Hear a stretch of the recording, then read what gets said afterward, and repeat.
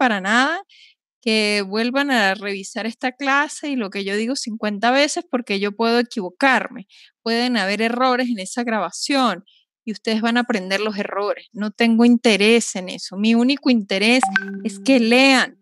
Les di 3 o 4 textos para que leyeran, de manera que no sea indispensable que tengan la clase grabada, con que vengan a la clase y aclaren algunos puntos que de pronto me queda más fácil explicárselos a mí que cuando ustedes lo leen, de pronto puede ser un poco complejo. Esa es la idea de venir a la clase, ¿ok? Entonces quiero saber si alguien hizo la tarea de buscar cuáles son los cambios que se producen bajo los efectos de los estrógenos y la progesterona a nivel del cérvix uterino. Profe, qué pena. Por el grupo estamos diciendo, pues no soy la única que estoy perdida con lo del taller. Yo la verdad nunca había escuchado el taller y no me llegó ningún correo con la información. Ok, eso es un problema que no sé por qué no tienen todos, porque según entiendo, muchos recibieron un correo electrónico. Yo no se los mandé directamente a ustedes, lo mandé al profesor Felipe para que él se los reenviara el correo, porque nadie me ha dado cuál es el correo que ustedes tienen. Debe ser un correo Gmail al que nosotros les enviamos información cuando requerimos que la reciban. Sé que muchos de ustedes recibieron la información. Tal vez tú no, pero muchos otros sí la recibieron. No sé si me equivoco, pero pues Es el taller que estaba en Moodle, ¿cierto? yo no lo subí a Moodle. Yo lo solicité. Una cosa es la tarea que pidió el doctor Felipe, que era para entregar el 31 de agosto, si no me equivoco, y esta es una tarea que yo la puse a través del correo electrónico, ¿ok? Bueno, en todo caso, no es una tarea realmente para yo poner nota, o sea, es más una tarea para que ustedes logren concretar un aprendizaje que es importante. Bueno, no me voy a detener más aquí.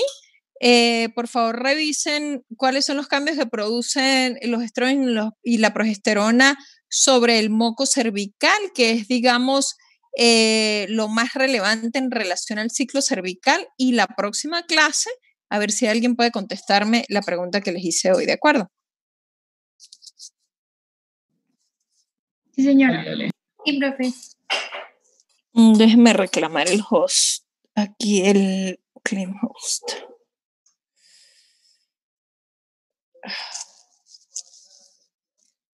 Permítanme un segundito.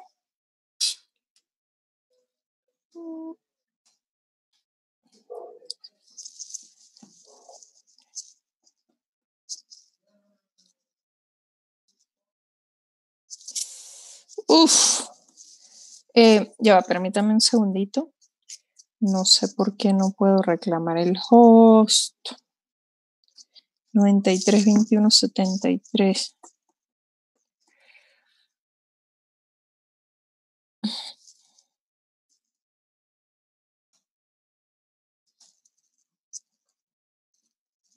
No sé por qué no puedo compartirles la pantalla. Permítanme un segundo.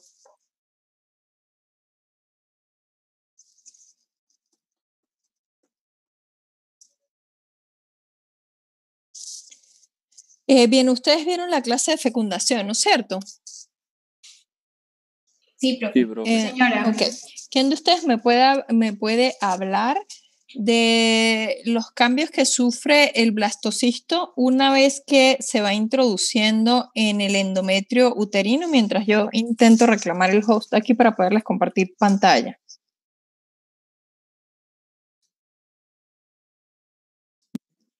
¿Puedes repetir la pregunta?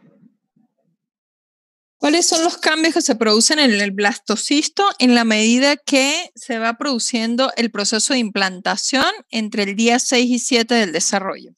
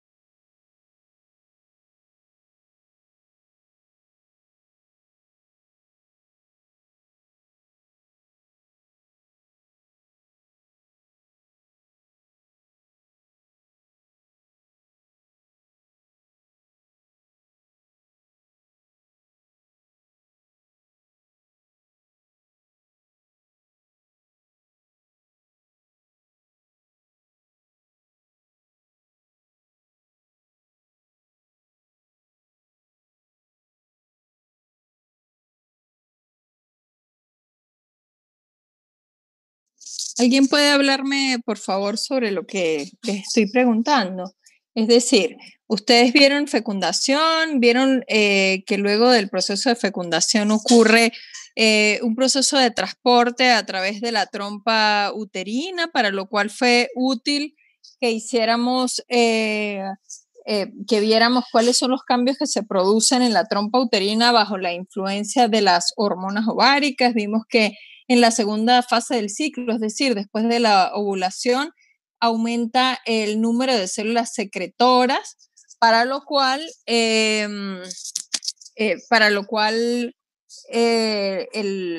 digamos, esas secreciones nos ayudan a la nutrición del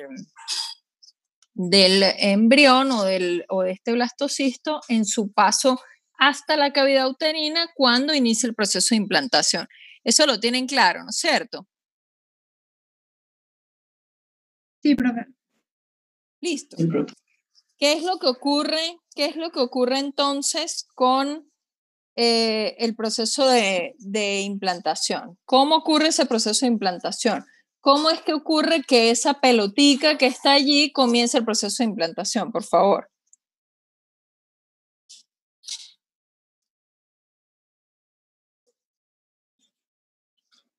Pues creo que yo tengo entendido que primero pues sucede la aposición, que es cuando el blastocisto se orienta para poder implantarse, que ese es el momento cuando pierde su zona pelúcida por la presión ejercida por la expansión del blastocito y secreción de diversas proteínas.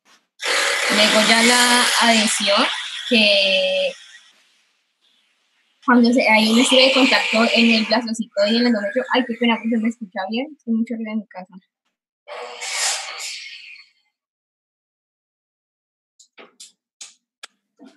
Sí, sí, te escucha bien. Bueno, después sigue la adhesión, que es cuando en el estrecho se encuentra un contacto con el blastocito y el endometrio, que se forma un complejo de unión, donde actúan diversas moléculas, como la trofimía, el intergía, la UPN, bueno, entre otras. Luego sigue la rotura de borreguera epitelial, que es cuando el apoptosito de la célula del epitelio endometrial y la acción del de las proteínas y la metaloproteinasa.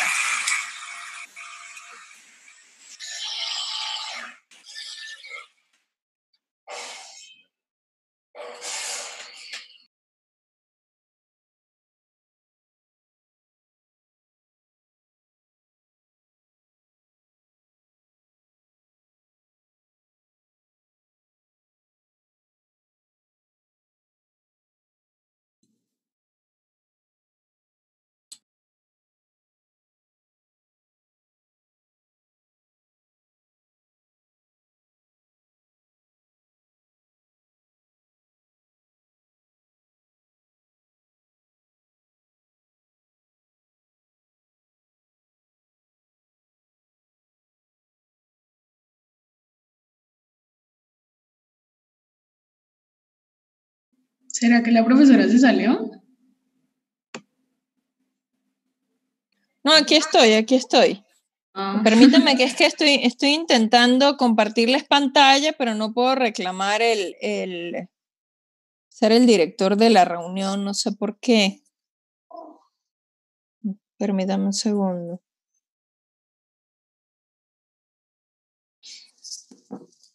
A ver.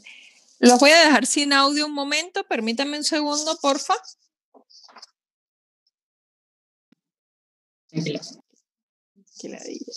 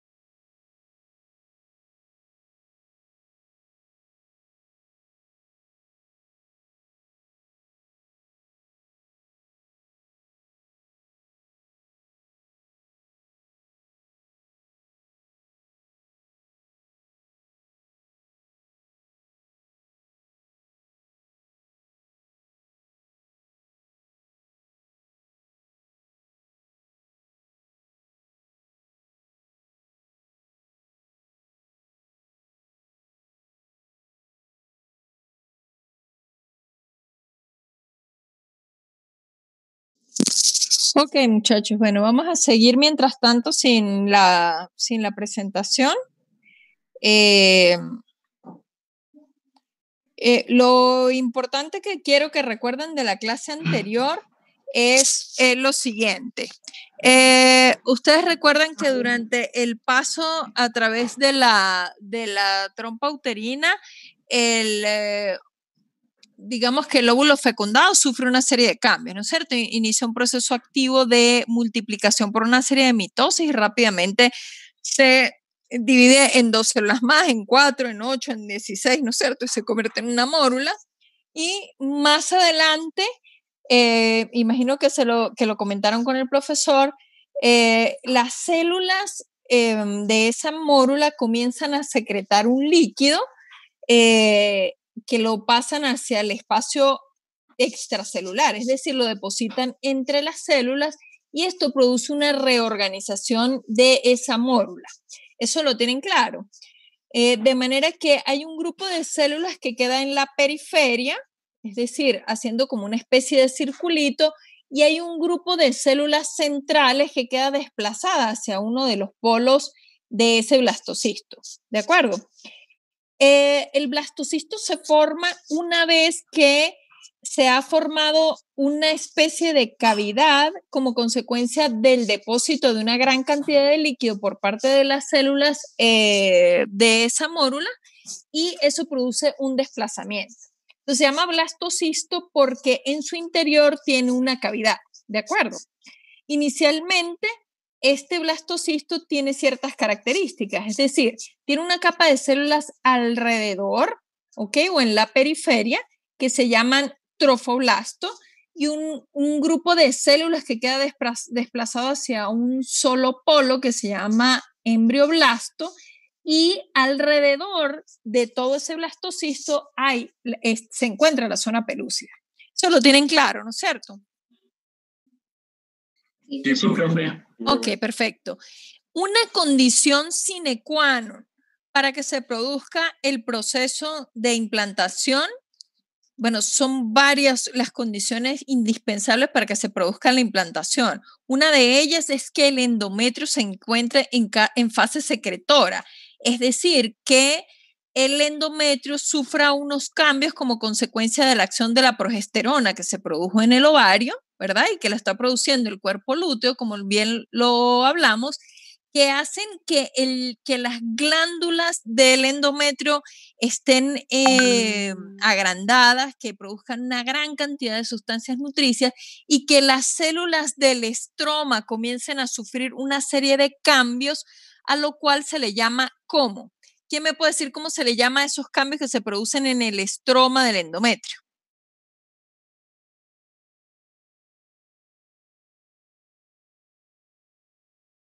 ¿Cómo se llaman esos cambios? José Alejandro Barreto.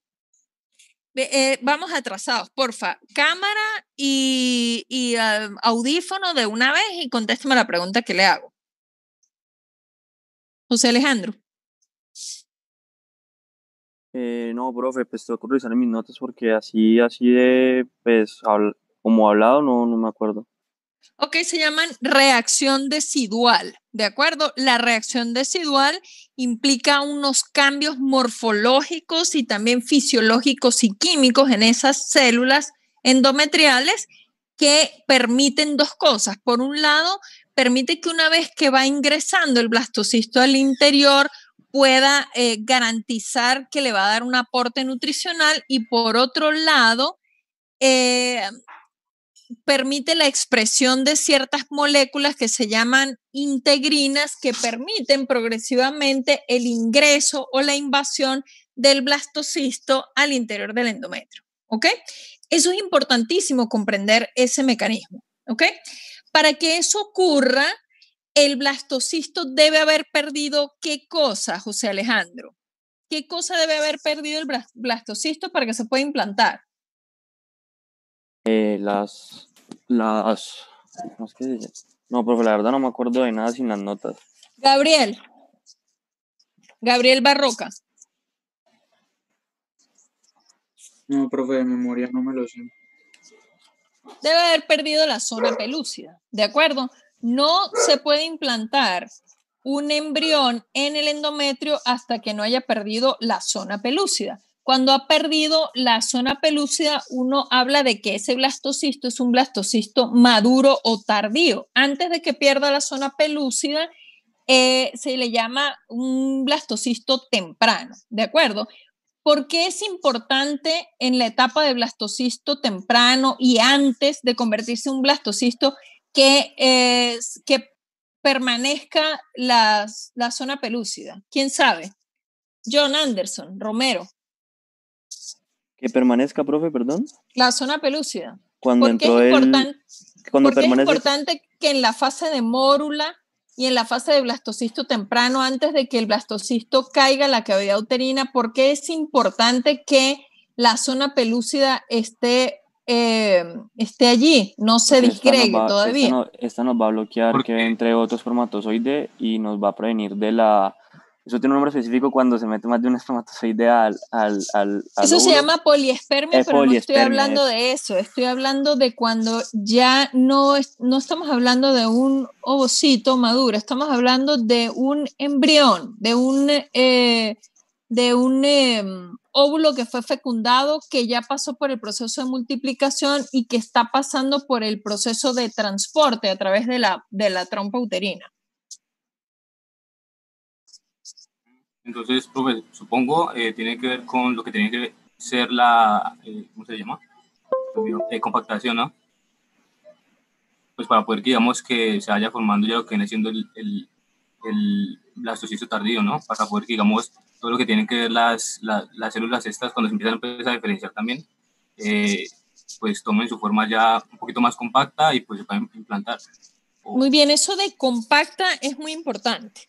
El proceso de multiplicación es bastante rápido, ¿ok? Y va en progresión geométrica, o sea, se van multiplicando el número de las células, se van duplicando y duplicando y duplicando progresivamente, y este proceso puede conducir a que se pierdan algunas células en la periferia. La zona pelúcida mantiene compacto a ese embrión que se está desarrollando y evita las pérdidas celulares, porque eso puede conducir a malformaciones congénitas, ¿de acuerdo? Entonces es fundamental. Para la próxima clase, John Anderson, necesito que me diga todas las funciones de la zona pelúcida. Es una tarea suya y nos las va a decir al principio de la próxima clase, ¿de acuerdo? Ok. Bueno, muy bien. Todas las funciones de la zona. Dime. ¿Son todas las funciones de la zona pelúcida?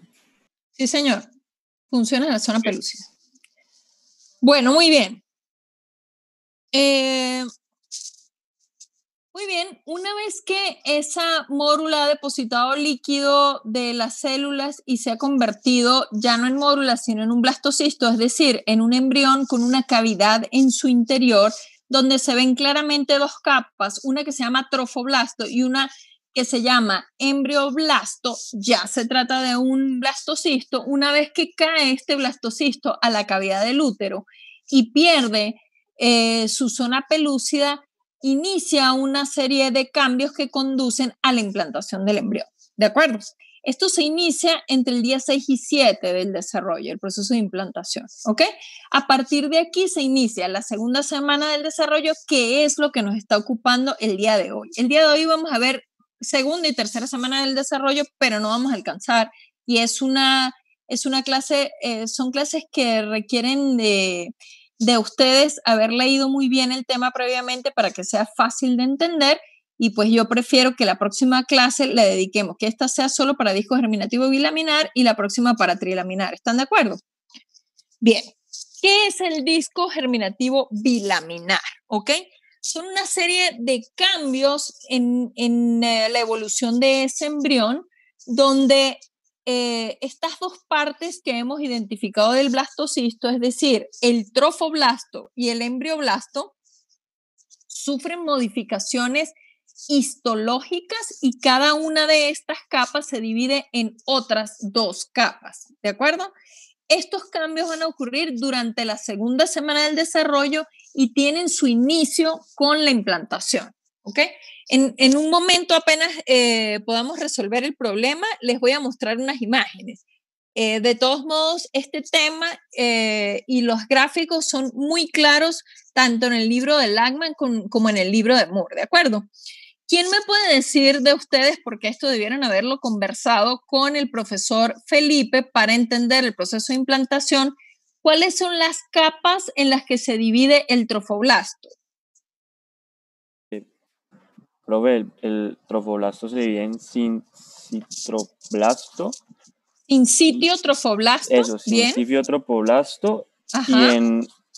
Y ¿cómo es que? Ay, es algo con... Citotrofoblasto. Eso, Y citotrofoblasto. Muy bien, muy bien. El citotrofoblasto toma como la función principal que tenía el trofoblasto original, que era cubrirlo y mantenerlo ahí todo adentro, y el sincitiotrofoblasto se vuelve como en un líquido, pues es como un líquido multicelular que tiene muchas células, pero no tiene límite, y la idea para el endometrio. Ajá. Y ya no me acuerdo más. Si no estoy mal, es como la que nos va a dar los nuevos tejidos que van a salir, como los tejidos maternos. Ya. Muy bien, vamos a tratar de aclarar esto mejor. Muy bien, sí, correcto. El trofoblasto se divide en dos capas.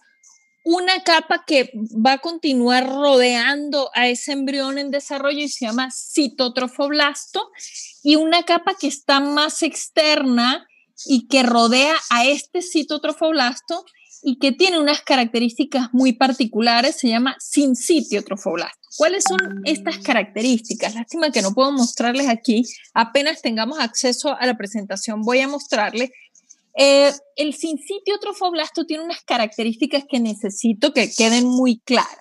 El sincitiotrofoblasto es altamente invasor, tiene una capacidad para invadir. ¿Para invadir a quién? ¿A quién necesito invadir? Necesito invadir al endometrio, ¿ok? Esto es un grupo de células que pierden sus límites intercelulares. Cuando uno trata de ver las membranas celulares que separan una célula de la otra, no se pueden ver. De manera que ustedes van a tener una especie de masa enorme multinucleada, como una masa protoplásmica, un gran citoplasma con muchos núcleos, porque ha perdido sus límites celulares. Desde el punto de vista histológico, esas son las características del sincitiotrofoblasto. Se le llama sincitio a ese tipo de tejido donde hay una gran masa de citoplasma con una gran cantidad de núcleos, ¿de acuerdo? A lo largo de la carrera van a ver que en algunas infecciones, como por ejemplo la infección por tuberculosis, se forma un tejido parecido, como un sincitio, ¿de acuerdo? A esto, sincitio se refiere a eso, a una gran masa de protoplásmica o de citoplasma donde hay una gran cantidad de núcleos. Estos son una gran cantidad de células que han perdido esas límites entre ellas, ¿de acuerdo? ¿Cuál es su principal característica desde el punto de vista funcional? Que son capaces de producir unas enzimas proteolíticas, es decir, lítica se refiere a destrucción. Son capaces de producir unas sustancias que destruyen proteínas, ¿de acuerdo? Esto es lo que realmente le permite el avance a través del endometrio, ¿de acuerdo? En la medida que va avanzando por la producción de estas enzimas, todo ese tejido del endometrio, tanto parte de las glándulas endometriales, el estroma, es destruido para poder que avance hacia el interior el embrión. ¿Esto queda claro, muchachos? Sí, profe. Sí, profe. Muy bien. Profe, perdón, ¿producen Sí. enzimas qué? Proteolíticas. ¿Ok? Gracias. Es decir, que lisan o destruyen proteínas. Los tejidos en una gran parte están formados por proteínas, ¿de acuerdo? Degradan esas proteínas y eso le permite esa capacidad invasora al sincitiotrofoblasto. El citotrofoblasto, por el contrario, es un tejido, es un grupo de células con unas bordes muy bien delimitados, es decir, yo puedo diferenciar perfectamente una célula de la otra, ¿ok? Y estas células, o este grupo de células que forman el citotrofoblasto, tienen la capacidad de ser altamente mitótico, es decir, que constantemente se multiplican. ¿Para qué se multiplican? Para aportar nuevas células al sincitio trofoblasto, porque en la medida que se va avanzando hacia el interior del endometrio, muchas de las células del sincitio trofoblasto también son destruidas. Entonces, a partir del citotrofoblasto, se va haciendo un aporte adicional de células al sincitio trofoblasto para que vaya ingresando hacia el endometrio, ¿de acuerdo? Este proceso de invasión es una cosa que no depende exclusivamente del trofoblasto o del propio embrión.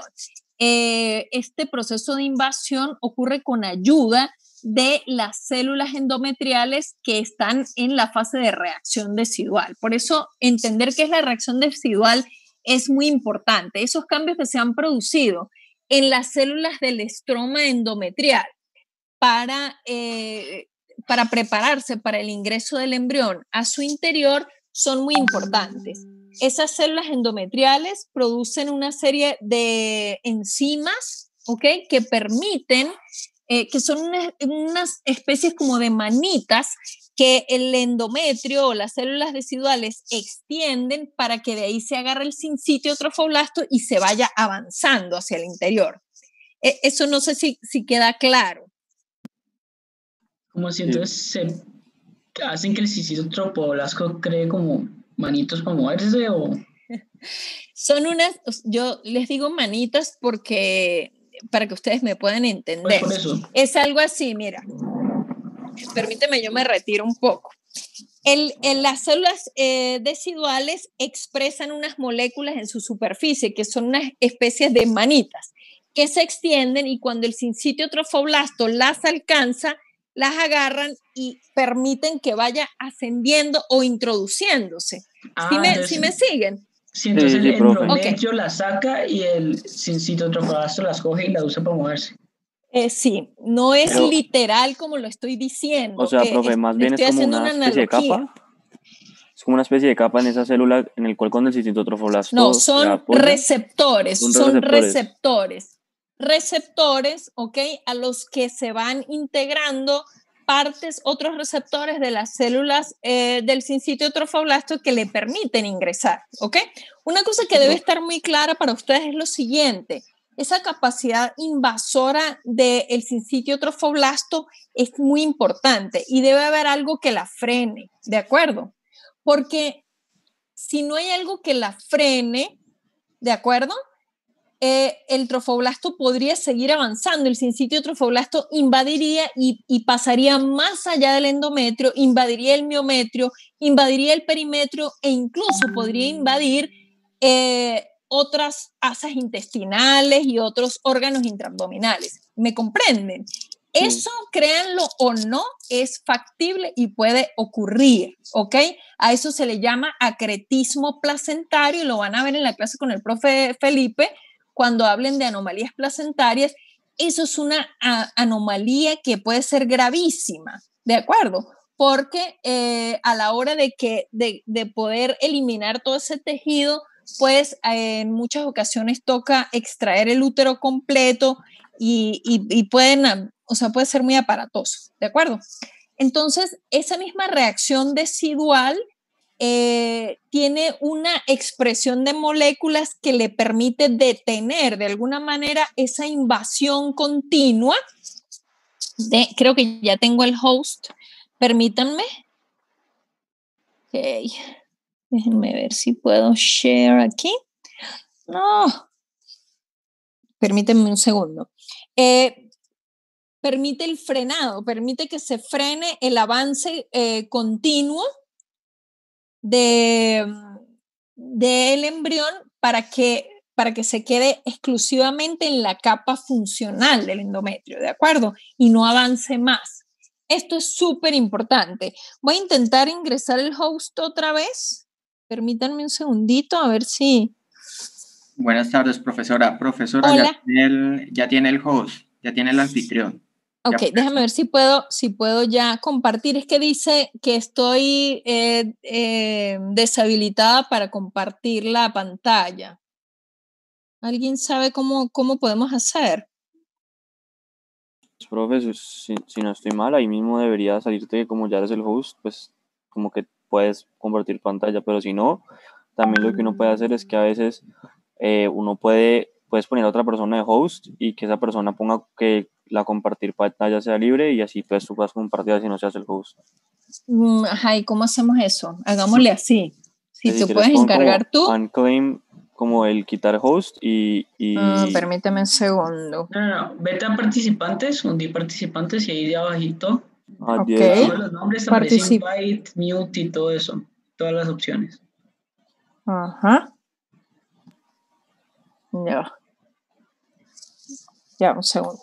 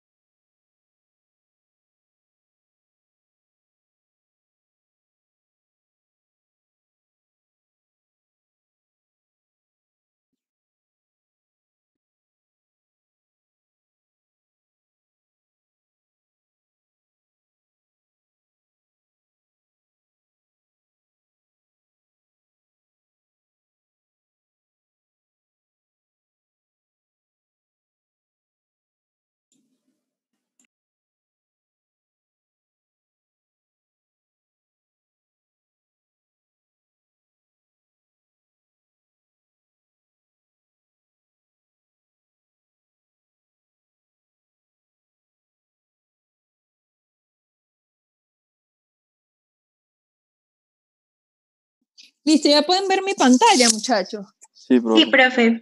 Ay. Perfecto. Mil Vamos. disculpas, mil disculpas. Ok, Tranquila. Tranquila, profe. rápidamente miremos entonces. Esto es un blastocisto, ¿de acuerdo? Vamos a verlo primero aquí. Permítame un segundito.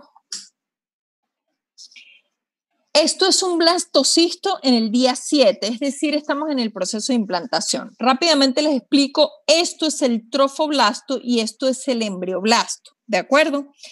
Al polo donde está el embrioblasto, en un blastocisto se le llama el polo embrionario y el polo contrario, donde no hay embrioblasto, se le llama polo abembrionario, ¿de acuerdo? El blastocisto siempre se implanta por el polo embrionario, ¿de acuerdo? Bien, si ustedes ven aquí, uno ve cómo esta capa de células externas, al estar muy cerca o en contacto con la mucosa endometrial, este es solamente el epitelio del endometrio. Este es el epitelio que recubre las glándulas endometriales, ¿de acuerdo? Entonces, fíjense cómo aquí comienza a introducirse, pero todavía no tengo dos capas diferentes. Es a partir de la segunda semana cuando el embrioblasto se divide en dos capas y el trofoblasto se divide en otras dos capas. ¿Eso está claro, muchachos? Sí, profe. Excelente. ¿Por qué se llama blastocisto? Porque este embrión, que antes era un grupo de peloticas todas pegaditas unas con otras, esas células comenzaron a secretar líquido, lo depositaron entre las células y produjeron una gran cavidad que desplazó al embrioblasto hacia uno de los polos, ¿sí?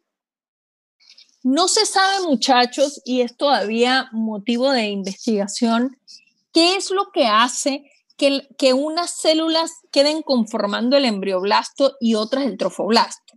Y esto tiene muchísima relevancia. ¿Por qué, muchachos? Porque del embrioblasto, o sea, de las células que quedan en un solo polo, se van a formar todos los tejidos del embrión, mientras que del trofoblasto básicamente se va a formar la placenta y las membranas ovulares. ¿De acuerdo? Sí. Esto es súper importante. Entonces no sabemos, al parecer todas las células desde que nacen tienen en su interior, en su núcleo, una especie de GPS que les dice dónde deben estar ubicadas y cuál es su destino final, ¿de acuerdo? Evidentemente, siempre durante el proceso de multiplicación pueden perderse algunas células, ¿ok? Se pueden perder algunas células y al perderse, normalmente el embrión logra en esta etapa compensar esas pérdidas, ¿ok? Pero cuando se pierden una gran cantidad de células, normalmente se producen abortos, ¿ok? Bueno, ahora bien, estamos en el día 8, es decir, segunda semana del desarrollo, y yo puedo ver claramente cómo el embrioblasto sufrió cambios y el trofoblasto también sufrió cambios, ¿ok? Veo que el trofoblasto, que es de lo que estamos hablando en este momento, esto que tengo aquí, no sé si lo ven, lo alcanzan a ver, es el epitelio endometrial. Y aquí adentro ya está el estroma, aquí deben haber glándulas endometriales, células que están en forma de sacacorcho o espiral. ¿Se acuerdan de eso? Que lo hablamos cuando hablamos de los cambios que sufre el endometrio bajo la acción de la progesterona. Sí, ¿Recuerdan? Ok, Sí, profe. perfecto. Entonces fíjense que está parcialmente incluido, ¿ok? Y vean cómo el trofoblasto sufrió cambios. Tengo esta capa de células que es el citotrofoblasto, donde yo veo unos límites celulares claramente definidos y los núcleos claramente definidos. Esta capa es el citotrofoblasto y tiene como característica ser altamente mitótico, es decir, mantiene una división celular por mitosis altísima. ¿Cuál es la finalidad? Proveer células a esta otra capa de la que ya vamos a hablar. Si ustedes ven, este es el sincitio trofoblasto, vean cómo no hay límites celulares. Lo que yo veo es un gran citoplasma, ¿ok? Bastante irregular porque es el que invade, lleno de núcleos. La característica principal desde el punto de vista funcional del trofoblasto es ser altamente invasor. ¿Y por qué es altamente invasor? Porque es capaz de producir unas sustancias que se llaman enzimas proteolíticas que destruyen tejido y en la medida que van destruyendo tejido van incorporándose o introduciéndose al interior del endometrio. ¿Está claro? Profe, Sí. Dígame. una pregunta. Ahorita que Sí. dijiste que una de las células se iba a transformar en lo que era la placenta, es que no alcanzo a escuchar cuál era. ¿Podría repetirme, porfa? Una de las células, no. La capa de células, hablamos de embrioblasto y trofoblasto. Todas las células que forman el embrioblasto finalmente se van a convertir en algún tejido del embrión, ¿vale? Ok. Mientras que las células que forman el trofoblasto, sea que formen parte del citotrofoblasto o del sincitio trofoblasto, se van a convertir en placenta y membranas ovulares, ¿de acuerdo? Una cosa interesante, pero que no se les puede decir muy duro a los individuos que tienen en su código genético XY es lo siguiente. Si uno tomara un óvulo fecundado, ¿ok? En la etapa donde están el pronúcleo femenino y masculino, ¿ok? Justo antes de la fusión. Si yo quito el pronúcleo masculino y lo sustituyo por otro femenino, es decir, que tengo dos pronúcleos femeninos en lugar de tener uno femenino y uno masculino, se forma embrión, ¿de acuerdo? Pero no se forman membranas ovulares, ¿ok? O sea, la formación de la placenta es deficitaria y todo eso, pero sí se logra la formación de un embrión. Ahora bien, si yo tomo ese mismo óvulo fecundado y en lugar de sustraer al pronúcleo masculino, resulta que yo lo que hago es que sustraigo el pronúcleo femenino y lo sustituyo por otro pronúcleo masculino, no se forma embrión, se forman placenta y membranas ovulares, ¿ok? Esos son experimentos que se han hecho y eso es lo que se ha obtenido. O sea, al parecer, el pronúcleo femenino es el que garantiza la formación de embrión, ¿ok? Pero no se lo digan a nadie. Bueno, muy bien. Se supone que en este momento ustedes todos se ríen, por favor. Ok. Bueno, pues muchachos, vean ahora, excelente. Vean, este es el embrioblasto, ¿ok? Dijimos que esto es el trofoblasto, ahora vamos a hablar de los cambios que se producen en el embrioblasto. Ustedes pueden ver que claramente esa bolita que había aquí con muchas células yo ahora veo que tiene dos capas totalmente diferentes. ¿No es cierto que sí? Veo que tengo una capa de células cilíndricas en la parte superior y una capa de células cúbicas por debajo de esa capa de células cilíndricas. ¿La ven claramente, no es cierto? Sí, profe. Muy bien. A esta capa de células cilíndricas que está en la parte superior, ¿ok? Le vamos a llamar epiblasto, epi porque es la que está encima. Y a esta capa que está por debajo le vamos a llamar hipoblasto. ¿Por qué hipoblasto? Porque está por debajo de esta capa que se llama epiblasto, ¿ok? Estamos hablando del día 8, es decir, inicios de la segunda semana del desarrollo, ¿vale? Vale. Muy bien, dime. ¿Tienes alguna pregunta? Ok, bien. Ok, bueno, fijémonos en esto. Entonces, esto es lo mismo que acabo de hablar. El embrioblasto en la segunda semana se divide o se diferencia en dos capas. Una capa superior que se llama epiblasto, formada por una capa de células cilíndricas altas por la forma de esas células.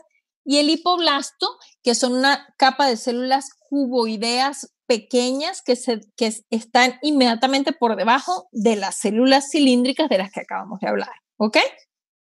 Y el trofoblasto se diferencia en sinsitio trofoblasto y en citotrofoblasto, como ya hablamos, ¿ok? Ahora miremos un poquito más adelante, estamos hablando del día 9. ¿Qué ha ocurrido aquí, muchachos? Fíjense cómo ahora la totalidad del embrión quedó introducida adentro del endometrio. ¿Qué pasó con el tejido que rompió? Resulta que aquí, donde el sinsitio trofoblasto rompió por primera vez la superficie del tejido endometrial, se forma una especie de coágulo que marca que ahí fue por donde entró.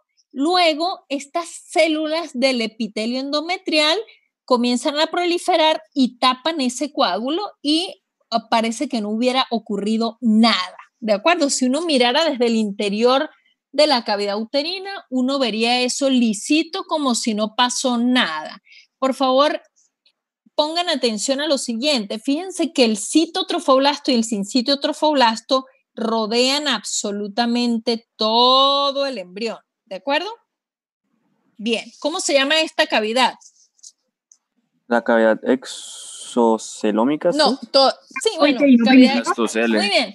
Ah, Blastocele blastocele. o cavidad exocelómica, muy bien, claro que sí, así se Profe, llama. ese coágulo es el coágulo de fibrina, ¿cierto? Sí, es un coagulito de fibrina. Haz de cuenta como cuando uno tiene una herida, que se hace la herida y luego sale un liquidito como amarillito, que luego se seca y se pone costroso y luego eso sella y en una semana tú no tienes nada ahí, ¿de acuerdo? Entonces queda Exactamente liso. igual. Queda lisito, muy bien. Ok, fíjense una cosa, el sinsitio trofoblasto es una cosa que avanza, es que yo suelo hacer muchas cosas con mi lenguaje no verbal para intentar que ustedes entiendan.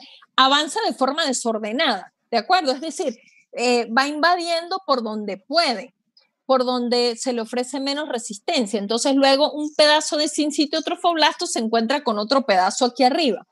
Y es por eso que ustedes ven aquí como una especie de huequitos. ¿Los ven? ¿Las lagunas trofoblásticas? Sí, señor. Dejan unos espacios y ustedes deben recordar que alrededor de todo esto yo tengo glándulas endometriales, tengo arterias que están en forma de sacacorcho, ¿no es cierto? Yo tengo unas arterias que están muy gruesas porque están irrigando un tejido que está muy grueso, ¿no es cierto? Y como el sinsitio trofoblasto es invasor, erosiona, es capaz de erosionar, muchachos, la superficie tanto de las glándulas endometriales, haciendo que a estas lagunitas, a estos lagos, caiga el contenido de la glándula, es decir, la sustancia nutritiva, ¿ok? A esa sustancia nutritiva que queda digamos, atrapada en esas lagunitas, se le llama embriotrofo, ¿de acuerdo? Porque es lo que va a ayudar al crecimiento del embrión. Un poquito más adelante, como vamos a ver a continuación, ese sinsitio trofoblasto también erosiona la pared de los vasos sanguíneos y resulta que la sangre materna termina cayendo también en esas lagunas trofoblásticas, ¿ok? Y es el primer contacto que tenemos del embrión con la sangre materna y como vamos a ver a continuación, un poquito más adelante, día 11-12, vamos a ver cómo se establece por primera vez lo que llamamos la circulación úteroplacentaria, ¿de acuerdo? ¿Hasta aquí vamos bien? Sí, profe. Sí, señora. Es mucho más fácil con imágenes que sin imágenes. Por eso para mí es muy importante que tengamos este recurso, ¿ok? Y que cuando ustedes estudien, no es... Dígame. Una pregunta, ¿a esa fase se llama el periodo lagunar? Lacunar. Sí, Lacunar se dice es. lacunar con C, lacunar. Ah, sí, lo leí con G, perdón. Sí, lacunar, no hay problema. Bueno, muy bien, estamos hablando del día 9. Yo quiero que ustedes entiendan una cosa. Vamos a ir desarrollando la formación de ciertas estructuras del corazón, ¿ok?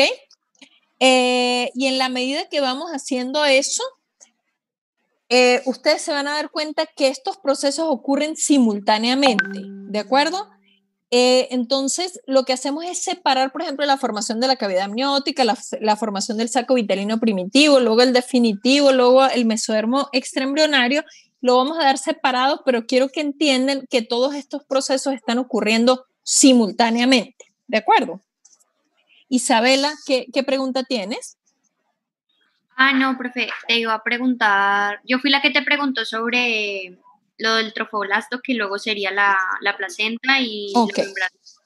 Gracias. Perfecto. Bueno, eso quedó claro, ¿verdad? Sí, profe. Esa pregunta. Perfecto. Muy bien.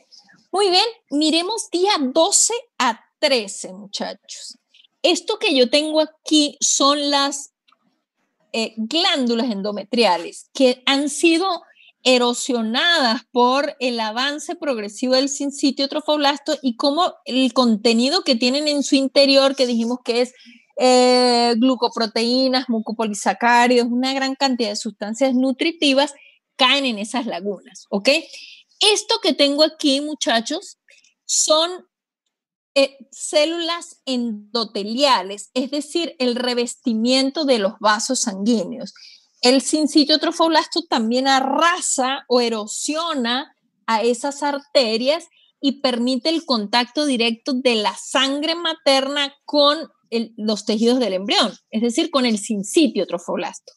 En este momento, señores, y esto es pregunta de examen con toda seguridad, entre los días 12 y 13 se establece la llamada circulación útero-placentaria, que vamos a ver más adelante cómo eso se vuelve una cosa súper evolucionada y mucho más efectiva. Aquí es solamente el inicio. ¿Cuándo inicia la circulación útero-placentaria? Aproximadamente entre el día 12 y 13, cuando el sincitio trofoblasto erosiona la pared de los vasos sanguíneos maternos y se pone en contacto la sangre materna con las lagunas trofoblásticas. ¿Eso queda claro? Es posible que les muestre, por ejemplo, este dibujo, les señale aquí con un circulito y les diga y les pregunte, identifique el proceso que está ocurriendo allí. Pues es el establecimiento de la circulación útero-placentaria. ¿Está claro? Sí, profe. Perfecto.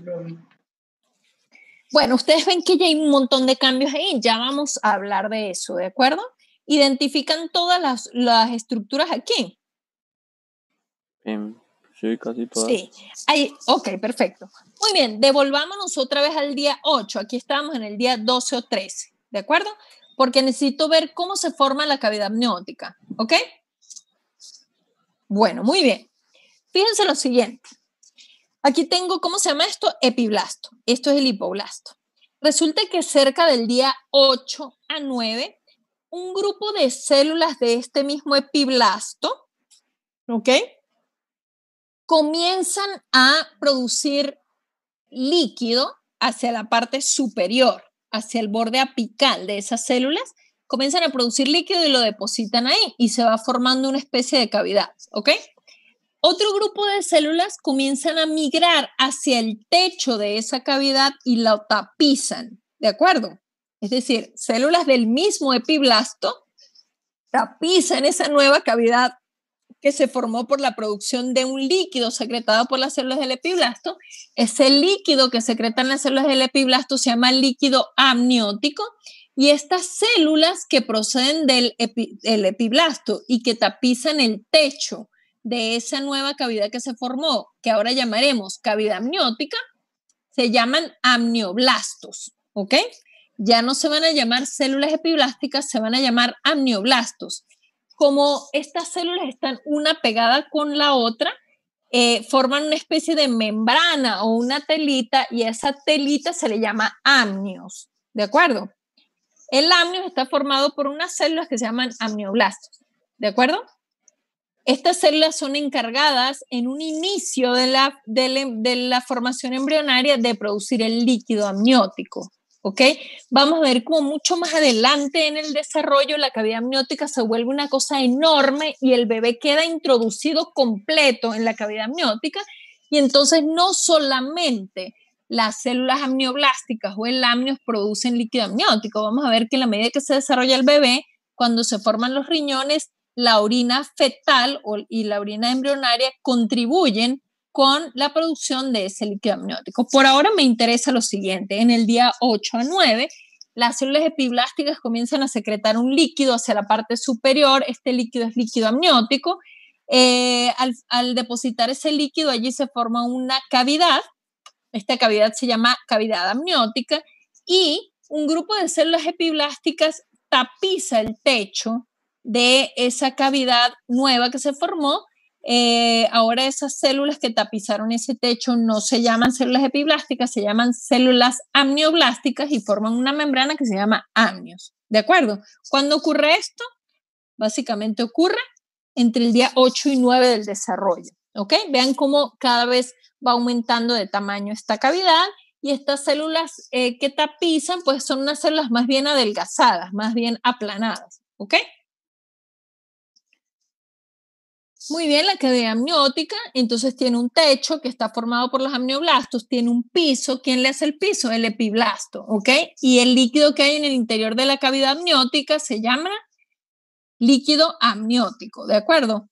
Esta sería más o menos cómo se vería la cavidad amniótica en el día 11 del desarrollo.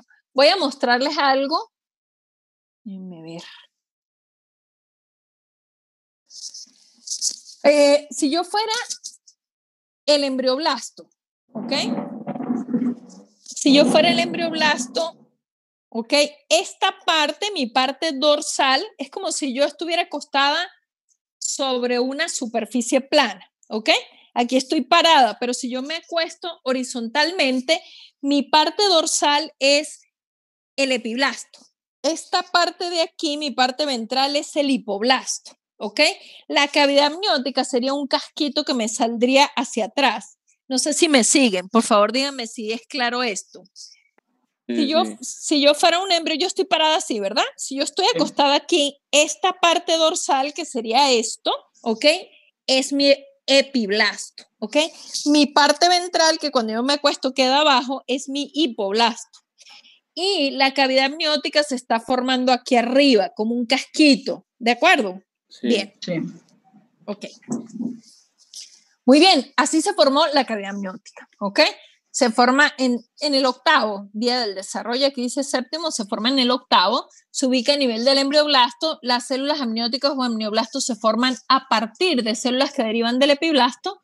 Los amnioblastos se organizan o se unen estas células unas con otras y forman una membrana que se llama amnios o membrana amniótica, y la cavidad está llena de un líquido, la secreción de estas células, que se llama líquido amniótico. ¿Ok? Muy bien. Devolvámonos nuevamente el día 8. Simultáneamente con la formación de la cavidad amniótica se está formando, señores, el saco vitelino. ¿De acuerdo? Bien. ¿Qué es el saco vitelino? Vamos a ver qué es. Este es el epiblasto, este es el epiblasto, este es el hipoblasto, esta es la cavidad exocelómica o blastocele, ¿ok? Todo esto es el trofoblasto, ¿de acuerdo? Esta capa de células que está más pegadita del embrión es el citotrofoblasto, y la que queda por fuera el sincitiotrofoblasto. Eso está clarísimo, ¿no es cierto? Bien. Sí, profe. Muy bien. Fíjense, en el día 9 en el día 9, yo puedo ver todo el embrión en el interior del endometrio y puedo ver lo siguiente. No sé si alcanzan a ver con mucho detalle, por favor, como una capa de células muy delgadita que recubre el interior de la cavidad del blastocisto, que también se llama blastocele o cavidad exocelómica. No sé si la ven. La capa de como el hipoblasto. Ya te digo, resulta que en el día 8 a 9, un grupo de células del hipoblasto migra tapizando el interior del blastocele o también llamada cavidad exocelómica y le forma una especie de telita, ¿de acuerdo? A esa telita que recubre el interior de la cavidad exocelómica y que se forma a partir de la migración de células del hipoblasto se le llama membrana exocelómica o membrana de Heuser, ¿de acuerdo? ¿Sí?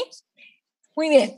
Esta nueva cavidad que quedó delimitada por la membrana de Heuser ya no se llama cavidad exocelómica, ya no se llama blastocele, ahora se llama saco vitelino primitivo.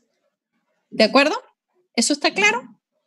Rápidamente repito, un grupo de células del hipoblasto migra tapizando el interior de la cavidad del blastocele, formando una delgada membrana que se llama membrana exocelómica de Heuser. La cavidad que quedó tapizada por esta membrana exocelómica de Heuser adquiere un nuevo nombre y se llama ahora saco vitelino primitivo. ¿Ok? Esto que se ve aquí. ¿Ok? Ustedes pueden ver que ha habido otros cambios alrededor. ¿De acuerdo? Fíjense, esto está más grande. Aquí apareció una cosa verde medio extraterrestre ahí de la que no hemos hablado. Fíjense cómo el embrión está en el interior. Yo tengo aquí el epitelio endometrial y tengo un coágulo de fibrina. Estamos hablando del día 10 del desarrollo y cómo ya empieza a horadarse algunos vasos sanguíneos y también algunas células endometriales, pero no ha caído completamente el contenido de las lagunas porque es en el día 12, 11 a 12, cuando se establece la circulación uteroplacentaria. ¿Ok? Entonces es el hipoblasto, la membrana de Heuser y el saco vitelino primitivo. Esto está claro, ¿no es cierto? Sí, entonces, el saco vitelino primitivo tiene unos límites. El techo se lo hace el hipoblasto y las paredes y el piso se lo hace la membrana exocelómica o membrana de Heuser. ¿Cuándo inicia su formación? Entre el 7º y 8º día del desarrollo. Se forma a partir de ¿quién? De otra cavidad que ya estaba formada, que era el blastocele. Y en su evolución vamos a ver cómo primero se forma el saco vitelino primitivo y a continuación vamos a ver cómo queda el saco vitelino definitivo. ¿Ok? No he hablado del definitivo aún. ¿Hasta aquí vamos bien? Sí, profe. Sí, profe. Esto no es sino cuestión de leerlo en el libro de Lachman, en el libro de Moore, ¿de acuerdo? Y va a ser pan comido. ¿Ok? Bien. Entonces, el primitivo se forma a partir del blastocele, está tapizado por una membrana delgada que se llama membrana de Heuser. ¿Cuál es el origen embriológico de la membrana de Heuser? Se formó a partir del hipoblasto. ¿Cuál es el origen de las células que tapizan la cavidad amniótica? Se forman a partir del epiblasto. Esto tiene que tenerlo muy claro, ¿de acuerdo? Bien. Muy bien, vamos a hablar ahora del saco vitelino definitivo, ¿ok? Miren lo que va a ocurrir aquí. Resulta que en el día 10 a 11 ocurre una nueva migración de células del hipoblasto, ¿ok? Que van a tapizar a la cavidad que se acaba de formar, que se llamaba saco vitelino primitivo, ¿ok? No sé si ven aquí. Esto era azul y aquí hay un grupo de células de estas amarillitas que están invadiendo, están tapizando la cavidad, ¿ok? Y delimitan una nueva cavidad que se llama ahora saco vitelino definitivo. Y ustedes dirán, bueno, pero no entiendo, ¿cuál es? O sea, ¿por qué no evolucionar todo de una vez hacia saco vitelino definitivo? O sea, ¿cuál es el sentido de esto? ¿Cómo? ¿Ese no está en el secundario? No, se llama saco vitelino definitivo. Nunca he oído que se llame secundario. ¿ok? La idea es la siguiente. El saco vitelino definitivo, que se forma por una nueva migración de células del hipoblasto, lo que hace es delimitar una cavidad un poco más pequeña y eliminar el pedazo que sobra, ¿de acuerdo? Porque la cavidad inicial era muy grande, no nos es útil. Entonces, una nueva migración de células del epiblasto tapiza al saco vitelino primitivo, lo hace un poco más pequeño y se convierte en saco vitelino definitivo. Con el pedazo que sobra, este pedazo se pierde, se va hacia uno de los polos, ¿ok? Y se forma algo que se llama el quiste exocelómico. Eso desaparece, ¿de acuerdo? Eso desaparece completamente. Se llama ENMUR secundario. Y en Es Langman posible también, que profe, creo. es posible que sea en las últimas traducciones, es probable, ¿sabes? ¿Ok? Normalmente hablamos de saco vitelino primitivo y definitivo, ¿de acuerdo? Pero bueno, pues primario y secundario, no pasa nada. ¿Esto quedó claro? Sí, bro. Quedó claro que para que se forme el saco vitelino definitivo, primero se formó la membrana de Heuser que tapizó el blastocele y luego una segunda oleada de células del hipoblasto reduce esta cavidad inicial, la hace más pequeña y la convierte en el saco vitelino definitivo. ¿Ok? Pero para reducirla, como que reemplaza las células que ya están adentro, o como que, ¿qué pasan con ellas? Las tapiza, hace una nueva capa. Haz de cuenta como cuando uno quiere cambiar el piso de la casa, ¿ok? Y entonces no logró quitar bien esas baldosas y pone unas baldosas encima, básicamente, ¿ok? Esas baldosas que quedan abajo, nadie sabe que existieron, ¿de acuerdo? Entonces lo ponen por encima y el extra que queda lo bota. Este pedacito que queda aquí, no sé si esto se elimina. ¿Por qué? Porque es un pedazo que realmente no es necesario, ¿ok? Ya. ¿Esto quedó claro? Quiere decir que entre el día 12 y 13 ya yo tengo una cavidad amniótica que es clarísima, un saco vitelino definitivo y veo cómo tengo una circulación úteroplacentaria que ya está bien definida aquí. Y fíjense cómo antes había un coágulo de fibrina y ahora esto quedó tapizado como si nunca hubiera pasado nada, ¿de acuerdo? Bien.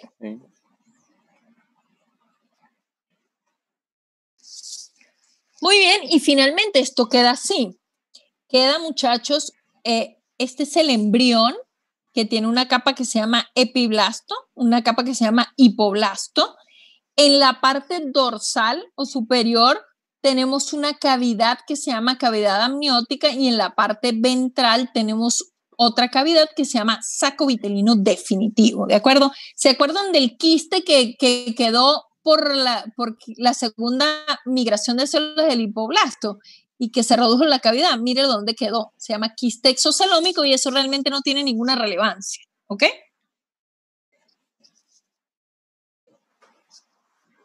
El saco vitelino definitivo se forma a partir del primitivo, ¿ok?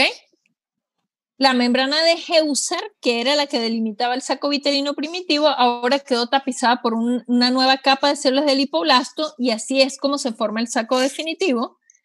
Y vamos a ver cómo el saco vitelino en las próximas clases, cuando veamos una serie de procesos increíbles que le ocurren al embrión, vamos a ver cómo parte de ese saco vitelino va a quedar introducido en el interior del embrión y va a constituir todo el intestino, ¿de acuerdo?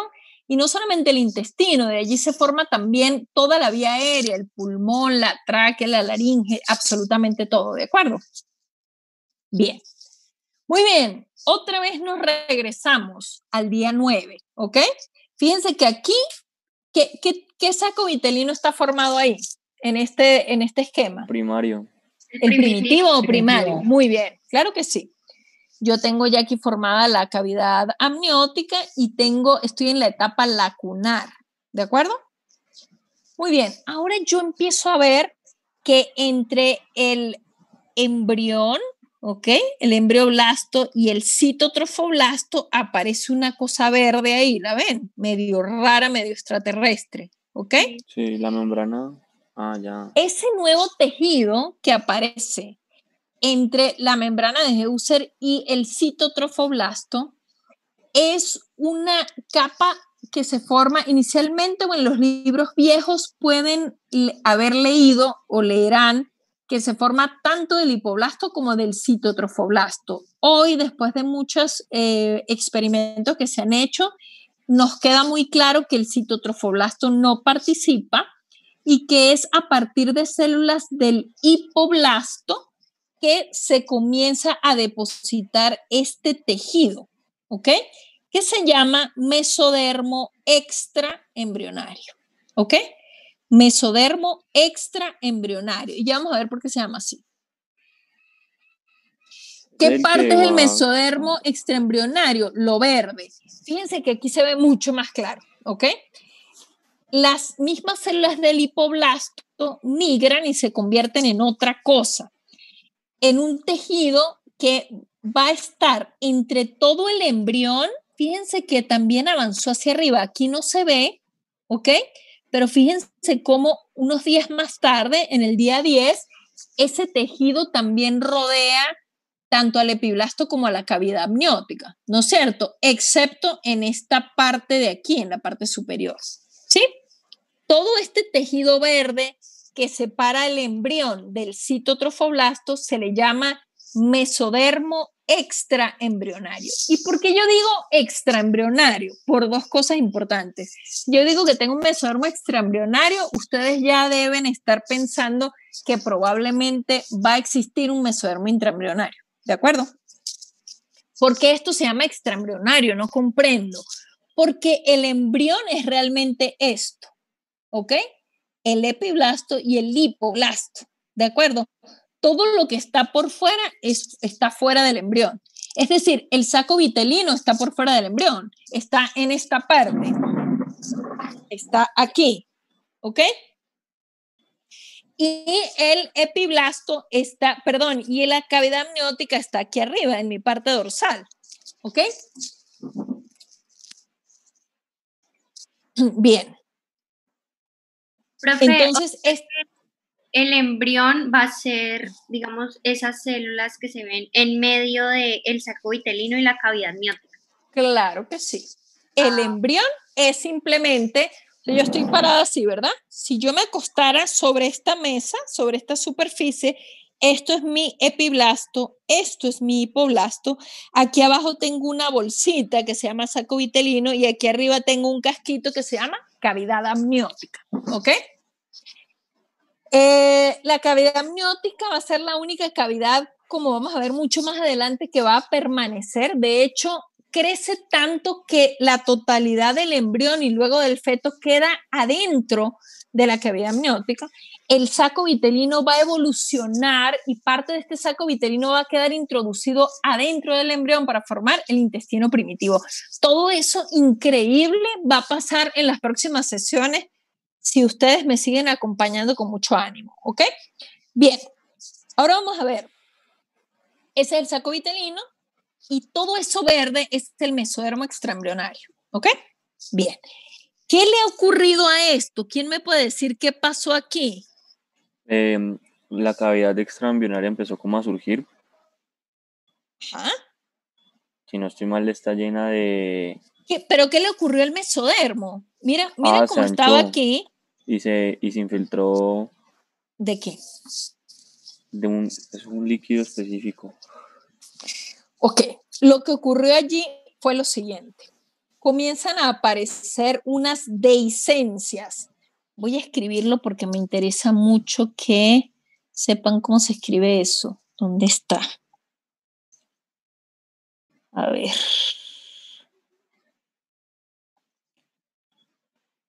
Se llaman dehiscencias. ¿Ok?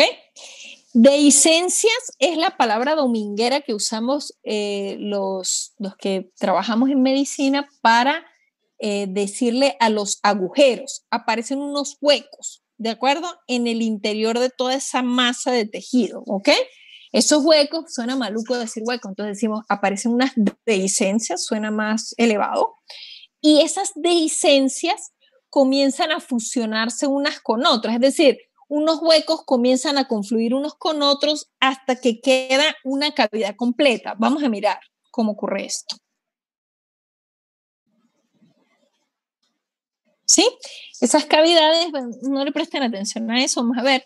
Fíjense cómo todos esos huequitos se unieron y quedó una cavidad en el interior, ¿de acuerdo? ¿Sí? ¿Lo ven? ¿Qué le pasó al mesodermo? Le pasó una cosa, quedó dividido en dos hojas o capas. Una capa que rodea a todo el saco vitelino, no sé si la ven. Sí. ¿Sí? Más gruesita. No, es igual, ahí nos salió más gruesita, pero en la vida real es igual. Es una capa que rodea todo el saco vitelino y que le vamos a llamar de una de estas formas. Mesodermo esplácnico, ¿ok? O también le vamos a llamar hoja esplácnica del mesodermo extraembrionario, ¿ok? Esplácnico, muchachos, se refiere a víscera, ¿ok? Entonces uno dice, por ejemplo, tiene el flujo esplácnico disminuido, es decir, el riego sanguíneo hacia el intestino está disminuido, por ejemplo, ¿ok? Esplácnico se refiere a víscera, ¿de acuerdo? Muy bien. Como ya yo dije en algún momento que del saco vitelino eventualmente se va a formar el intestino y se va a formar el pulmón y todo eso, este mesodermo extraembrionario o esta capa del mesodermo extraembrionario que queda rodeando al saco vitelino lo llamaremos mesodermo esplácnico o hoja esplácnica del mesodermo extraembrionario. ¿De acuerdo? Muy bien. Pero va a quedar otra capa que rodea a todo el resto de la cavidad, ¿no es cierto? A esta nueva capa le vamos a llamar mesodermo somático o también hoja somática del mesodermo extraembrionario. ¿De acuerdo?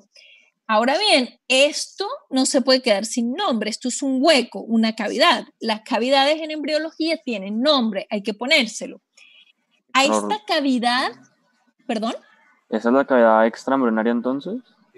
Se le llama celoma, celoma con C, véanlo aquí, celoma extraembrionario, ¿de acuerdo? Celoma extraembrionario. Es una cavidad, ¿ok? La cavidad fue lo que hizo que se produjera un proceso que nosotros en embriología llamamos delaminación. Cuando se está produciendo la formación de un embrión, hay un grupo de procesos morfogenéticos involucrados en el desarrollo. Son migración, muerte celular programada, proliferación, crecimiento, ¿de acuerdo? Son una serie de procesos morfogenéticos dentro de los cuales se encuentra la migración. Uno de los procesos de migración se llama delaminación, que es el caso de la formación del mesodermo, donde la confluencia de esas dehiscencias o agujeros que teníamos en el interior del mesodermo extraembrionario hizo que se delaminara, es decir, que se formaran dos láminas o capas durante la formación de esa cavidad. El mesodermo esplácnico o hoja esplácnica del mesodermo extraembrionario y el mesodermo somático o la hoja somática del mesodermo extraembrionario. ¿De acuerdo? La cavidad que queda entre ambas capas se llama celoma extraembrionario.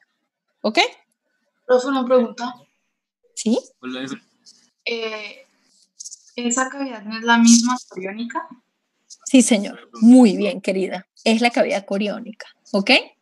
Es la cavidad coriónica. Por favor, necesito que cuando vayan a ver placenta, lean muy bien esto, porque créanme que no es tan sencillo entender. Yo realmente me tomo mi tiempo dando esta clase y la clase de disco germinativo trilaminar, porque es una información, es una gran cantidad de información que ustedes tienen que es absolutamente nueva, con un montón de terminología que es nueva y para nosotros es importantísimo que esto que es súper básico quede grabado en el código genético entre la timina y la guanina, ¿de acuerdo? Esto tiene que quedar súper claro, ¿ok? Es la cavidad coriónica. El celoma extraembrionario corresponde a la cavidad coriónica. Ustedes van a ver en la próxima clase, que yo espero, por favor, con todo mi corazón que lean, que cuando se forma el mesodermo intraembrionario también ocurre un proceso similar al que acabamos de ver aquí y se forma un celoma intraembrionario, es decir, se forma esta misma cavidad pero en el mesodermo intraembrionario. En el caso del mesodermo intraembrionario, ese celoma que se forma va a dar origen, muchachos, a las cavidades corporales, es decir, a la cavidad torácica, a la cavidad abdominal, a la cavidad pélvica, ¿de acuerdo? Para que vean que lo que estamos hablando no es en saco roto, es una cosa súper importante. Entonces, recordar, celoma es una cavidad, ¿ok? En este caso, estamos hablando del celoma extraembrionario y un sinónimo del celoma extraembrionario es la cavidad coriónica, ¿ok? Bien, continúo. Hay una cosa muy importante que necesito que vean. No sé si ven que el mesodermo extraembrionario se delaminó en todas partes excepto aquí arriba. ¿Lo ven? Es decir, no se delaminó, quedó compacto en el sitio, muchachos, donde el embrión está pegado del cito y sin sitio trofoblasto. ¿Lo ven? ¿Ok? Sí. Bien. A esta capa que le decimos mesodermo esplácnico, también hoja esplácnica del mesodermo extraembrionario, también la van a encontrar en los libros como esplagnopleura, ¿de acuerdo? Y a la hoja más externa, ¿ok? Que se llama también mesodermo somático u hoja somática del mesodermo extraembrionario, se le dice somatopleura, ¿ok? Esto va a tener mucho sentido, muchachos, cuando yo les diga en la próxima clase, cuando se forman esas membranas en el interior del embrión, ¿ok? Como yo sé que el celoma intraembrionario ayuda a formar cavidades corporales como la cavidad torácica, la abdominal, y que ese tejido que recubre esas cavidades va a formar la pleura visceral y la pleura parietal, el pericardio visceral y el pericardio parietal, el peritoneo visceral y el peritoneo parietal, ¿de acuerdo? Esto es solamente una abreboca para que vean que ese poco de nombres raros tienen una utilidad. ¿Estamos de acuerdo? Sí, profe. Muy bien, una cosa importante que les quiero establecer desde este momento es lo siguiente. Todos los vasos sanguíneos fuera del embrión y dentro del embrión se forman a partir del mesodermo, ¿ok? Los de afuera del embrión se forman a partir de este mesodermo extraembrionario del que acabamos de hablar y todos los vasos en el interior del embrión se originan a partir del mesodermo que se va a formar en el interior del embrión, ¿ok? Todos los vasos sanguíneos se forman del mesodermo. ¿Eso está claro? Sí. Todos, sin excepción, ¿ok? Bien. Muy bien, estamos hablando día 13 o 14 y yo tengo claramente, ¿cómo se llama esto? ¿Esto? La cavidad amniótica. Cavidad amniótica. ¿Y esta capa cómo se llama? Techo. El mesodermo. Membrana. Eso, muy bien, membrana. Membrana amniótica. Membrana amniótica o amnios. Muy bien, ¿cómo se llama esta capa? Epiblasto. Epiblasto, excelente. ¿Cómo se llama esta de abajo? Hipoblasto. Muy bien, ¿cómo se llama esto? Taco definitivo. Definitivo. ¿Y esto? Quiste exocelómico. Excelente. ¿Cómo se le llama esta cavidad? Cavidad extraembrionaria o celoma extraembrionario. Celoma extraembrionario o cavidad coriónica. Excelente. ¿Cómo le llamo a esta capa? Mesodermo. ¿Mesodermo qué? Mesodermo esplácnico. Excelente. ¿Y a esta otra? Mesodermo somático. Muy bien. ¿Cómo se le llama a esta capa? El citotrofoblasto. Excelente. ¿Y a esta otra azul de células multinucleares? Muy bien. ¿Cómo se llama este proceso? Circulación U-placenta. Excelente. Muy bien. Excelente. Lo hemos hecho excelente. Muy bien. Fíjense cómo aquí, este es el único sitio donde el mesodermo quedó compacto. ¿A quién se le ocurre, muchachos, que se va a formar a partir de eso? Por favor. Alguien que levante la mano. ¿Cómo? ¿Ese no es el pedículo de fijación? ¿Y qué rayos es el pedículo de fijación? Para el cordón umbilical. Muy bien. Y ahora todo tiene sentido, ¿no es cierto? Porque ¿qué cosa tiene adentro el cordón umbilical, José Alejandro? ¿Qué tiene adentro? Sí. Pues va Cuando a tener tú ves todo. un cordón umbilical, ¿qué ves ahí adentro? Uno ve una cosa blanca, gelatinosa, maluquísima de tocar. ¿Y adentro qué ve? Pues todo literal, es como todo lo que entra de la madre hacia el embrio. ¿Qué cosa es todo? Una arteria, profe. Vasos umbilicales. El que dijo 2 venas y una arteria está casi correcto. Son 2 arterias y una vena. En realidad, 2 arterias umbilicales y una vena umbilical. Excelente. Que son las encargadas del intercambio de sustancias y oxígeno entre la madre y el feto. ¿A través de quién se hace ese intercambio? Es decir, esos vasos que se formaron, porque nosotros ya dijimos que del mesodermo se forman todos los vasos del mundo, ¿ok? ¿Cómo hace esa conexión? Es decir, ese pedículo de fijación que más adelante se va a convertir en cordón umbilical, ¿cómo se conecta a la madre? ¿A través de qué? De las lagunas. No. No. Inicialmente, John, sí. ¿Ok? Inicialmente, la circulación o digamos la sangre materna establece contacto con el embrión a través de estas lagunas. ¿Ok?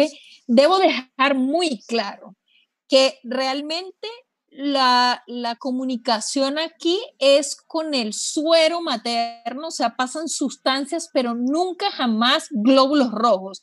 ¿Tienen claro eso? Sí. Entonces los que pasan por los glóbulos rojos no es como por una línea como llamada línea primitiva. Que, ¿no? No. Eso es lo que vamos a ver a continuación, ¿de acuerdo?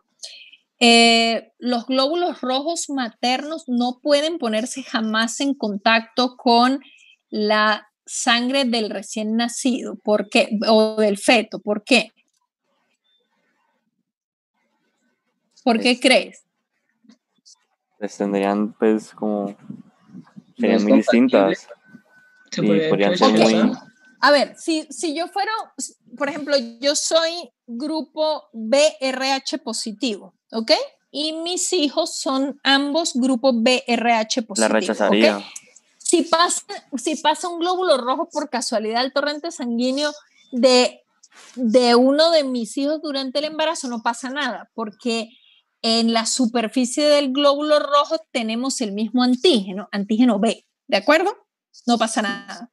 Pero si yo fuera grupo A y mi esposo fuera grupo B y mi bebé fuera grupo B, ¿de acuerdo? Si pasa un glóbulo rojo A, ¿de acuerdo? Yo puedo generar, el bebé puede generar anticuerpos, ¿de acuerdo? Y entonces se produce hemólisis, ¿ok? O sea, destrucción de glóbulos rojos. Una pregunta. Dime. Si la madre es A positivo y el padre es B positivo, y pues se da que en el embrión tiene AB positivo, ¿qué pasaría? No pasa nada. No pasa nada porque el bebé tiene en la superficie de sus glóbulos rojos tanto grupo A como grupo B. No pasaría nada porque la mamá es B, es uno de los dos, no pasa nada. ¿Okay? No nos vamos a... ¿Cómo? En el caso de que sea uno, o sea, los Mira, AB lo más frecuente es que es eso, que la mamá sea de un grupo O y el bebé tenga un grupo A o B y entonces se generen anticuerpos. Si pasan glóbulos rojos del feto a la madre, se generan anticuerpos contra los glóbulos rojos del bebé. Incluso en útero puede haber destrucción de glóbulos rojos del bebé. ¿Por qué? Porque a través de la placenta no pasan glóbulos rojos, pero sí pasan sustancias como anticuerpos. Los anticuerpos sí pueden atravesar la barrera placentaria y esos anticuerpos que la mamá hizo contra los glóbulos rojos del bebé atraviesan la placenta y pueden producir hemólisis, es decir, destrucción de glóbulos rojos. ¿Ok? Esto es solamente anecdótico por ahora para ustedes. ¿Ok? Solo quiero establecer el hecho de que nunca los elementos formes de la sangre materna se ponen en contacto con los del bebé. ¿Está de acuerdo? ¿Está claro eso? Eso es importantísimo. Sí. ¿Ok? Bien. Muy bien, el cordón umbilical va a ir a una estructura enorme, rara, que ustedes todavía no saben bien qué es, que se llama placenta. Aquí ocurre todo el intercambio gaseoso y es una clase que les va a dar el profesor Felipe. ¿Ok? Bien. Muy bien, entonces, el mesodermo y el celoma extraembrionario inician su formación en el 9º día del desarrollo, ¿sí? El mesodermo extraembrionario se forma a partir del hipoblasto, ¿de acuerdo? Es decir, células del hipoblasto se introducen o forman un nuevo tejido entre la cavidad amniótica y el saco vitelino y el citotrofoblasto, ¿ok? Y se forma una gran masa de células allí. Más adelante, durante la formación, aparecen unos agujeros o dehiscencias en el interior de ese mesodermo extraembrionario. Esas cavidades se fusionan o coalescer, es decir, se fusionan, se juntan unas con otras, es otra palabra que deben aprender, coalescen y forman una sola cavidad que se llama celoma extraembrionario o cavidad coriónica. Durante la formación de ese celoma extraembrionario ocurre un proceso importante que se llama delaminación del mesodermo extraembrionario y el mesodermo extraembrionario forma ahora dos hojas o capas. La hoja somática o somatopleura que rodea el citotrofoblasto y el amnios y la hoja esplácnica o esplagmopleura que rodea al saco vitelino. ¿Ok? Ese es el mesodermo. Ok, ahora vamos a hablar del pedículo de fijación. Fíjense que el único sitio donde no ocurrió delaminación del mesodermo fue a nivel del pedículo de fijación, o sea, en la parte superior, ¿ok? Allí se establece el pedículo de fijación, es decir, es el lugar donde no ocurrió delaminación del mesodermo, ¿ok? Más adelante, como ustedes se pueden imaginar, ese mesodermo va a evolucionar y se va a transformar en vasos sanguíneos y ya no va a ser simplemente un pedículo, se va a constituir en un cordón vascular que va a quedar conectado con la placenta y va a funcionar o va a participar en el intercambio de sustancias y oxígeno, ¿ok? Una cosa que a ustedes les debe llamar es lo siguiente, ¿no les parece raro que el pedículo de fijación esté ahí? ¿Dónde está el pedículo de fijación? ¿Quién me puede mostrar con su cámara? De acuerdo, así como yo me paro y hago payasadas, ustedes también pueden hacerlas. ¿De dónde estaría colgando el embrión, en teoría? Juan Sebastián, a ver. Prende tu cámara. ¿Dónde estaría colgando? Sí. No sé si te das cuenta, o sea, ¿te acuerdas lo que dije? Yo soy el embrión, si me acuesto, esto es el epiblasto, esto es el hipoblasto. ¿De dónde queda colgando el embrión? Con ese pedículo de fijación ahí. De la parte anterior de... No. Acuérdate que la parte dorsal, profe. Claro que sí, o sea, mi cavidad amniótica está aquí, ¿ok? Es decir, si yo que estoy parada me acuesto así, la cavidad amniótica está aquí, entonces yo estaría agarrada de atrás, y es así. ¿Ustedes han visto el cordón umbilical sale de dónde? Del ombligo. De la parte ventral. Entonces, para que ustedes sepan cómo ocurre ese proceso donde uno de estar colgado de la espalda queda colgado de la panza, pues tienen que continuar y vernos en el próximo capítulo en el mismo canal, en la próxima clase, ¿de acuerdo? No en la próxima, en la de arriba, ¿de acuerdo? Con todo el canal. Muy bien. Ok, muy bien. Entonces, el pedículo de fijación constituye el punto de unión entre el disco bilaminar y la placa coriónica. Placa coriónica se le llama a la parte embrionaria de la placenta. Ustedes van a ver más adelante cómo la placenta está formada, por un lado, por tejidos netamente embrionarios, es decir, todo lo que deriva del trofoblasto que viene del embrión, ¿no es cierto?, o del blastocisto, es la parte fetal de la placenta, mientras que la parte materna procede de esa reacción decidual que se produjo en el endometrio. Entonces uno tiene dos caras de la placenta, la cara materna, que está constituida por esa reacción decidual, que van a ver cómo se produce una serie de cambios, y la cara fetal, que está formada por el trofoblasto que se va a modificar, y ese trofoblasto modificado se le llama placa coriónica, ¿de acuerdo? Es para que tengan una vaga idea y cuando vayan a esa clase y cuando empiecen a leer antes de ir a la clase, no les parezca demasiado descabellado, ¿ok? Bien, está constituido por mesodermo extraembrionario y la evolución de esa estructura, que es el pedículo de fijación, es la formación del cordón umbilical, ¿ok? Rápidamente, ¿cómo se llama esto? Blastocele. Muy bien. ¿En qué se transforma esto? Ese blastocele se va a conformar pues se va a dividir primero que todo en los dos, en el trofoblasto, en las dos cavidades o en los dos o en los órganos. Yo ¿qué te estoy señalando? Te estoy señalando una cavidad. Esta cavidad me dijiste que se llama blastocele. ¿Eso en qué se va a convertir? En la primaria y en la final. Saco vitelino. Saco vitelino primitivo y definitivo. Y lo que sobra, una vez que queda constituido el saco vitelino primitivo, es lo que va a quedar invadido por mesodermo extraembrionario, que al delaminarse va a constituir a la cavidad coriónica. ¿De acuerdo? Bien. Por favor, tiene una tarea mi doctor, ya no me acuerdo el nombre. Para la próxima clase, ¿cuáles son las funciones de la zona pelúcida? ¿Ok? Sí, profe. Y Paula, voy a necesitar que para la próxima clase nos digas al principio de la clase exactamente en qué consiste la reacción decidual. ¿De acuerdo? Paula. ¿Yo, profe? Paula Leandra. Paula Leandra, sí. Listo. ¿Ok? ¿Está claro? Ok. Listo. Ok. ¿En qué fecha queda establecida la circulación uteroplacentaria? Más o menos en la 10, 12. 11 a 12. 11 a 12. ¿Ok? 11 a 12. Bueno, muy bien.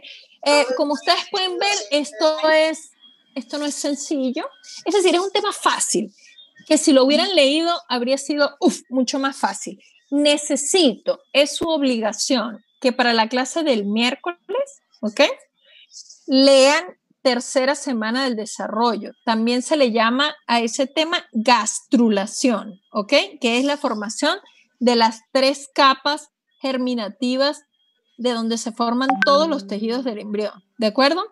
Necesito que la clase esté leída, ¿ok? Es una clase que ya con este conocimiento que tenemos hoy va a ser un poco más sencilla, pero tiene mucho detalle. El final de la tercera o el último punto que vamos a tocar en la tercera semana es la formación de la placa neural, es decir, cómo se empieza a formar el sistema nervioso. Tanto en Lachman como en Moore y en el libro de Bruce Carlson está incluso con la biología molecular, cuáles son los cambios que se producen y cuáles son los inductores que hacen que se forme la placa neural. Por favor, necesito la clase leída, ¿ok? No voy a ser condescendiente con ustedes con relación a esto, ¿ok? La clase debe estar leída para que realmente aprovechemos, ¿ok? Una vez que ustedes entiendan la tercera semana del desarrollo, el periodo embrionario se nos va a hacer mucho más fácil.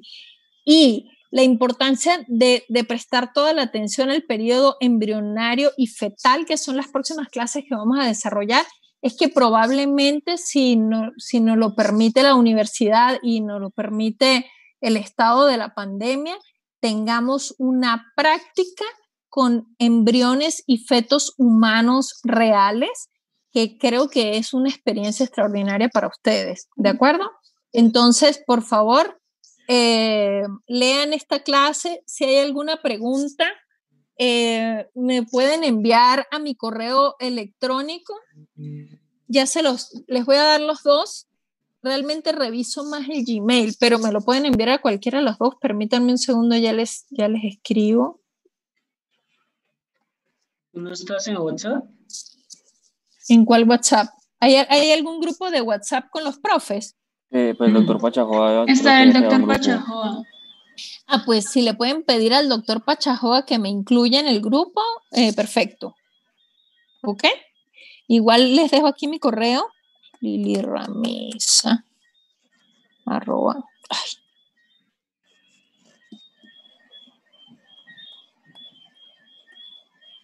Profe, una preguntita. Sí, dime. ¿Qué es lo que habías dicho de las dehiscencias? Las dehiscencias son orificios que se forman en el interior del mesodermo extraembrionario. Cuando coalescen, es decir, cuando se unen unos con otros, ¿ok? Forman una sola cavidad y dan origen al celoma extraembrionario. Vale, profe, gracias. Ahí están mis dos correos, ¿de acuerdo? En la medida que ustedes me den, hoy, por ejemplo, los vi muy participativos. Si ustedes están entusiasmados, yo doy todo de mí, ¿ok? No tengo ningún problema de contestar sus preguntas. Yo estoy revisando si tienen algunas dudas, pero por favor necesito que lean y estudien, ¿ok? Voy a subir la tarea de los ciclos, ¿ok? Les voy a dar una semana para eso, ¿ok?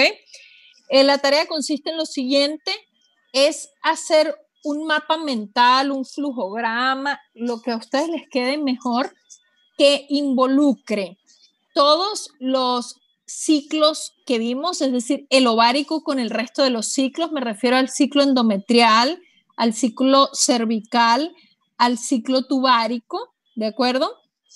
La influencia de las hormonas hipotalámicas e hipofisarias y las hormonas ováricas. No se vale revisar en el internet y copiar el dibujito que está en todos los libros y en todas las páginas de internet. No lo acepto. El que haga eso tiene 0, ¿de acuerdo? Y la idea es que ustedes puedan hacer la correlación. Que sí, lo pueden hacer como les parezca. Lo pueden hacer, hay unos programas buenísimos de hacer mapas mentales y todo eso que les puede servir, o lo pueden hacer dibujado, le toman una foto y me lo suben en PDF, como ustedes prefieran, no tengo ningún problema, ¿de acuerdo? ¿Cuál es la idea de esto? Si usted logra hacer esa integración, entendió los ciclos, ¿de acuerdo? Esa es la idea. O sea, mi idea no es ponerles buenísima nota o mala nota, no. La idea es que logren integrar todo. Va a ser en Moodle porque es la única manera que tenemos para corregir. Le voy a pedir al profe, que es el que sabe cómo subir eso ahí, para que nos abra, digamos, esa tarea, nos las deje abierta y ustedes la puedan subir ahí. Tienen una semana, es decir, para el lunes de la próxima semana debe estar ahí, ¿ok? Antes de la clase. ¿Sí? ¿Nos parece bien? Cuando lo subas, manda las instrucciones, ¿no? Pero las instrucciones te las estoy dando, ¿no? No, es que se me ¿Okay? trajo. Las instrucciones quiero que queden claras ya. Es lo siguiente, un flujograma o un mapa mental, es decir, usted me puede poner el dibujo del endometrio con los cambios del ovario, de la trompa alrededor con los cambios de las celulitas, de cómo se ve el moco cervical en las diferentes etapas, ¿ok?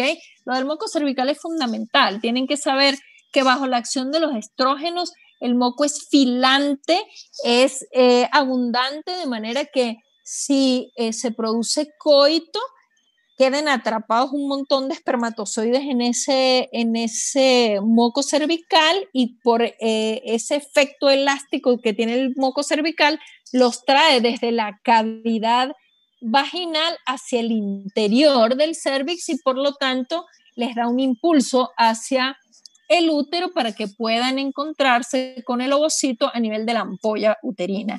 Inmediatamente después de que se produce la ovulación y comienza a secretarse progesterona, las características del moco cervical cambian radicalmente. El moco cervical se hace espeso, se hace pegostoso, de manera que si hay un nuevo coito, esos espermatozoides queden empegostados en ese moco cervical y no puedan ascender.